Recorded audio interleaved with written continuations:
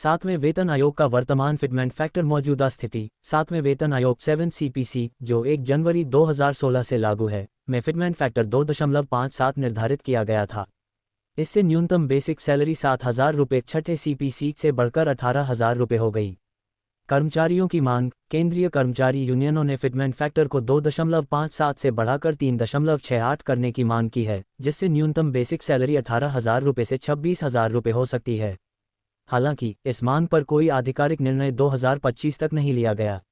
186% hike का दावा। ये दावा भ्रामक है। 3.68 फिटमेंट फैक्टर लागू होने पर बेसिक सैलरी में लगभग 44% 18,000 से 26,000 की वृद्धि होगी। कुल वेतन DA, HRA सहित में 100-106% तक वृद्धि संभव है, लेकिन 186% का आंकड़ा अतिशयोक्तिपूर्ण है और गलत गणना पर आधारित हो सकता है। 2. सातवें वेतन आयोग में फिटमेंट फैक्टर पर 2025 के अपडेट्स। कोई नया बदलाव नहीं। 2025 तक सातवें वेतन आयोग के तहत फिटमेंट फैक्टर को 2.57 से बढ़ाने की कोई आधिकारिक घोषणा नहीं हुई है। राज्य सरकारों के कदम। कुछ राज्यों जैसे हरियाणा, तमिलनाडु, मध्य प्रदेश ने सातवें CPC के तहत डियरनेस अलाउंस DA में 4-5% की वृद्धि की है, लेकिन फिटमेंट फैक्टर में बदलाव की कोई खबर नहीं है। उदाहरण, हरियाणा DA को 38% से 42% किया गया, जनवरी 2023 से प्रभावी। तमिलनाडु DA को 34% से 38% किया गया। केंद्र सरकार की स्थिति। केंद्र सरकार ने 2024 में DA को 50% से बढ़ाकर 53% किया और जनवरी 2025 में अगली DA वृद्धि की उम्मीद है, लेकिन फिटमेंट फैक्टर पर कोई निर्णय नहीं लिया गया। 3. आठवां वेतन आयोग और फिटमेंट फैक्टर की संभावनाएं। घोषणा। 16 जनवरी 2025 को केंद्रीय मंत्रिमंडल ने 8वें वेतन आयोग 8 CPC के गठन को मंजूरी दी, जिसके सुझाव 1 जनवरी 2026 से लागू होने की उम्मीद है।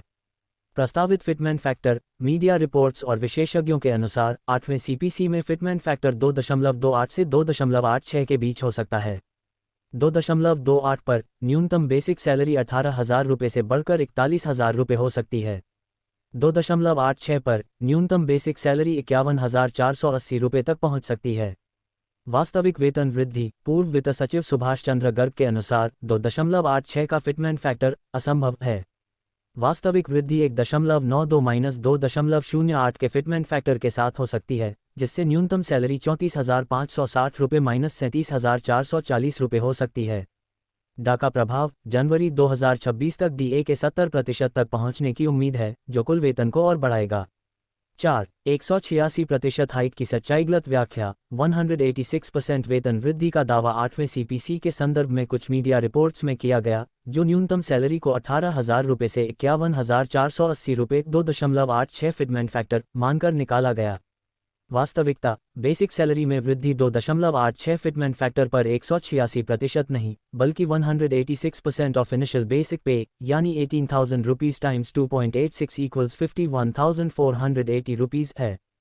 कुल वेतन DA, HRA सहित में वृद्धि 40-50% तक हो सकती है, जैसा कि 8वें CPC के अनुमानों में बताया गया है।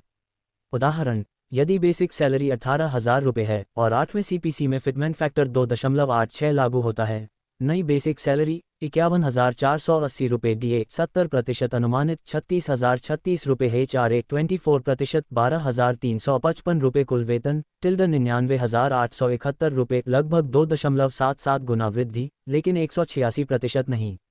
5. 8वें वेतन आयोग का कार्य और समय सीमा गठन। 8वां CPC जून 2025 तक औपचारिक रूप से गठित हो सकता है, जिसमें कर्मचारी यूनियनों जैसे NCJCM की मांगों पर विचार किया जाएगा।